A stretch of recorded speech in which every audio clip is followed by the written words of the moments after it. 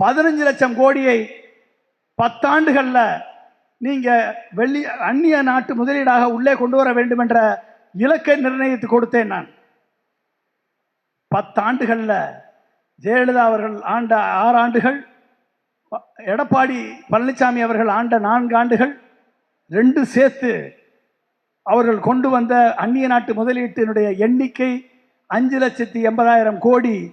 அதில் ஒழுங்காக டிரான்ஸ்லேட் ஆனது 67 லட்சம் கோடி, 67,000 கோடி தான். 10% தான் அதில் டிரான்ஸ்லேட் ஆச்சு. ஆனால் இது 10 ஆண்டுகளில் நடந்தது. ஆனால் 4.5 ஆண்டுகளில் 11 லட்சம் கோடியை அந்நிய முதலீட்டாக கொண்டு வந்து சரித்திர சாதனை படைத்தவர் தமிழக முதல்வர். 4.5 வருஷத்துலங்க 11 லட்சம் கோடி. 1 டிரில்லியன் இலக்கு நிர்ணயிக்கப்பட்டு 2030 1 டிரில்லியன் இலக்கை அடைவோம் என்று ஸ்டாலின் அவர்கள் சும்மா சொல்லல.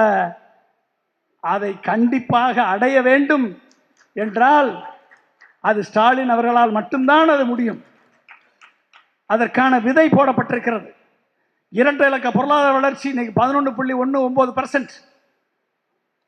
அவர் தொடர்ந்து இந்த 6 ஆண்டுகள், அடுத்த இந்த கடந்த வரக்கூடிய 6 ஆண்டுகள் ஆட்சியில் இருந்தால் கண்டிப்பாக 15% வளர்ச்சியை கண்டிப்பாக திரு ஸ்டாலின் அவர்கள் எட்டுவார்.